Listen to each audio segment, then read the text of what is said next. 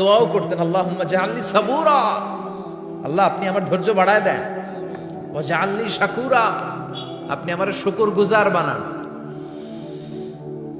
ওয়া জাআলনি ফি আইনি সাগীরা, আল্লাহ আমার চোখে আপনি আমারে ছোট বানান, ওয়া ফি আয়ুনিন নাসি কাবীরা, আল্লাহ মানুষের চোখে আপনি আমারে বড় বানান। কি মানুষ ছিল, নিজের চোখে নিজে ছোট থাকতে চাইতেন। আমরা নিজের চোখে নিজের বড় মনে করি, এরকম ডাকাইত আছে না নাই? নিজেরাই নিজে মনে করে কত বড় সাহেব, লাট সাহেব। মান তাওয়াদা তারাফা, এটা হচ্ছে সুন্নাতুল্লাহি ফিল আরদ। মান তাওয়াদা তারাফা, যে নিচে নেমে থাকতে চায় আল্লাহ ওরা টেনে উপরে উঠায়, আর যে খালি উঠতে চায়, হিংসা করে অহংকার করে উপরে ঠেলতে চায়, ওরা নিচে নামায় দেয় কে? সাইয়েদনা আদমকে আল্লাহ বললেন, আদম সাল্লিম আলা উলাইকান নাফার লাম্মা খালাকাল্লাহু আদামা ওয়া কানা তুলহু 60 যিরাআন। নিচে নেমে গেলে যে উপরে ওঠে, আর উপরে উঠতে চাইলে যে নিচে নামে, উদাহরণ দেখেন। আদম আলাইহিস সালামকে তৈরির পর আল্লাহ বললেন, আদম সাল্লিম আলা উলাইকান নাফার, এই ফেরেশতাদের সালাম দাও। কি দাও? সালাম দাও। কোনো প্রশ্ন নাই, আল্লাহ সালাম দিব কেন? ফেরেশতারা আমারে দিব না কেন? আমি আগে দিব কেন? কথা আছে কোনো? যেই সালাম দিলেন, সালাম দেওয়ার সাথে সাথে ওনার মর্যাদা বাড়িয়ে দিল কে? এত মর্যাদা বাড়ালেন যে নূরের ফেরেশতারা মাটির আদমকে সেজদা দিতে বাধ্য হয়েছে। চিৎকার করে বলেন ঠিক কিনা? তুমি মাটির আদমকে প্রথম সৃষ্টি করিয়া ঘোষণা করিয়া দিলে শ্রেষ্ঠ বলিয়া, তাই তো নূরের ফেরেশতা করে আদমকে সেজদা, সবার চেয়ে সম্মান দিলে মাটির আদমকে। আল্লাহু আল্লাহু পড়েন, আল্লাহু আল্লাহু তুমি জাল্লে জালালুহু, শেষ করা তো যায় না গে তোমার গুণগান। আল্লাহু আল্লাহু, সুবহানাল্লাহ পড়েন।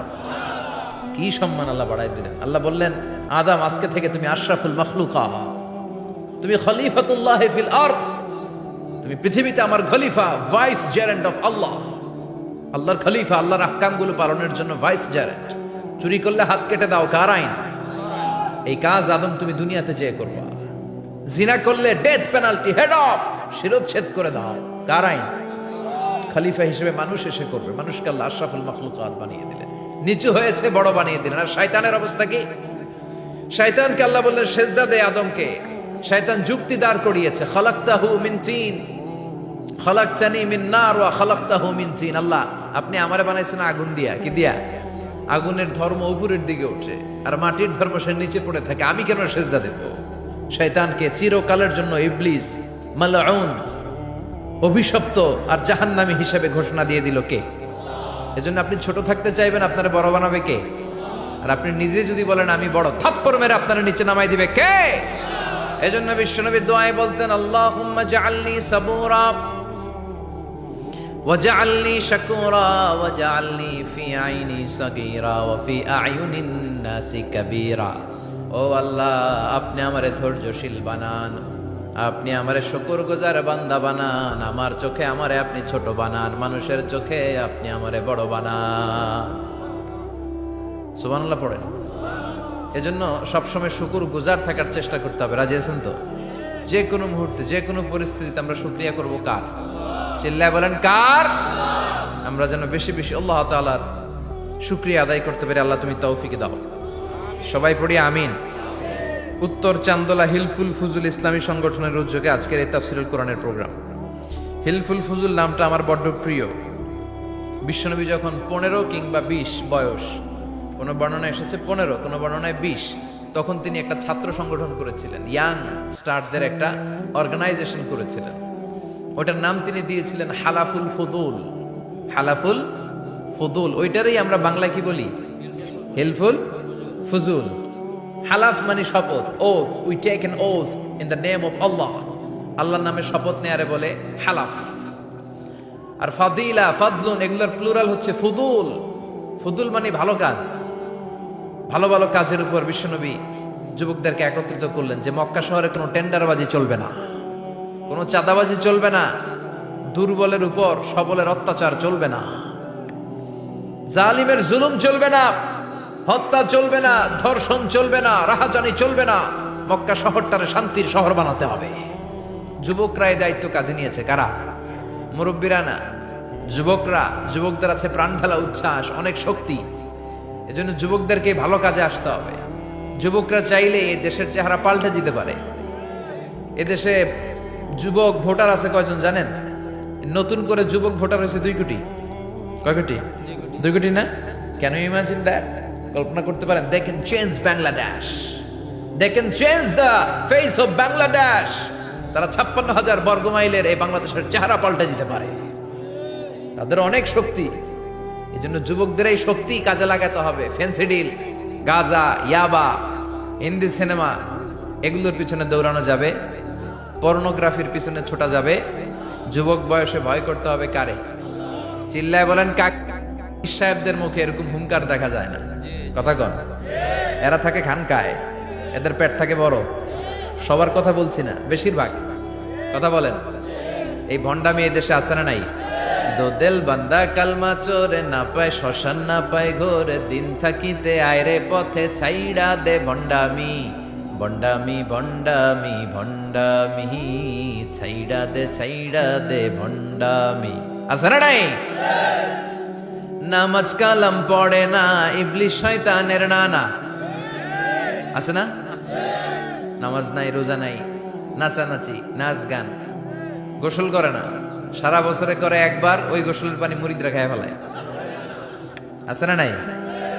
নামাজ রোজা করে না, ইবলিশ শয়তানের নানা, ধর্মের একখান খুঁটি ধইরা কয়দিন করবা হয়রানি, ভণ্ডামি ভণ্ডামি ভণ্ডামি, ছাইড়া দে ভণ্ডামি। ঠিক কি না? পীরে পীরে পার্থক্য আছে না নাই?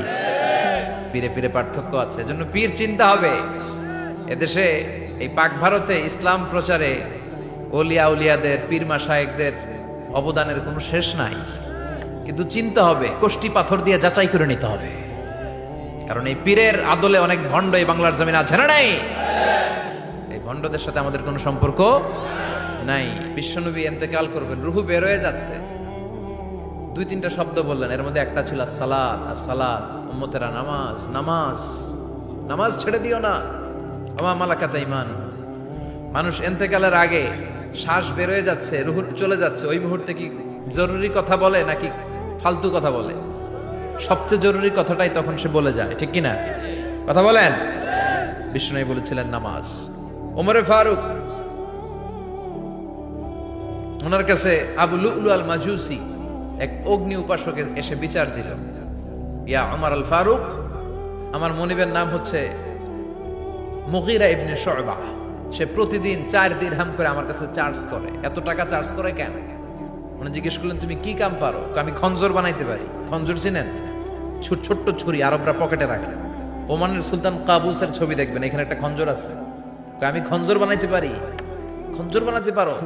মদিনায় তো কেউ বানাতে পারে না, তুমি খঞ্জর বানাইতে পারো? তুমি তো অনেক টাকার মানুষ মিয়া, তোমার মনিব তো অল্প টাকায় চার্জ করছে, এটা দিতেই হবে। আবু লুলু কয়, ওমর তুমি সবার জন্য এত নরম, আমার জন্য গরম, তোমার আমি বুঝাবো। সে বাড়িতে যে একটা খঞ্জর বানালো, মাকবাদাতুহু ফি ওয়াসাতি, যে খঞ্জরের হ্যান্ডেল হচ্ছে মাঝখানে, 2 দিকে ধারালো ছুরি। এটা ধার দেয়, আর কয়, ওমর তোরে আমি বুঝাবো। প্রতিদিন ধার দেয়। সাইয়েদনা ওমরে ফারুক মসজিদে নববীর ইমাম, ওয়া কানু ইউসাল্লুনা বিগালাস, তখন ওনারা অন্ধকারে নামাজ পড়তেন আউয়াল ওয়াক্তে। আমরা তো দেরি করে পড়ি, সুন্নাহ অনুযায়ী আগে আগে পড়া ভালো। আপনি মসজিদুল হারামে গেলে দেখবেন যে কত আগে ফজর পড়ে। ফজরের 1-1.5 ঘন্টা পরে সূর্য ওঠে। ঠিক কিনা? তো সে একবার ছদ্মবেশে ফজরের সময় প্রথম কাতারে যে হাজির, আসলে কিন্তু মাজুসি, সূর্যের পূজা করে। খঞ্জরটা নিয়ে এসে দাঁড়ালেন। ওমরে ফারুক ফজরের সময় ঢুকলেন, বললেন আকিমিস সালাহ, একামত দাও। একামত দেয়া হলো।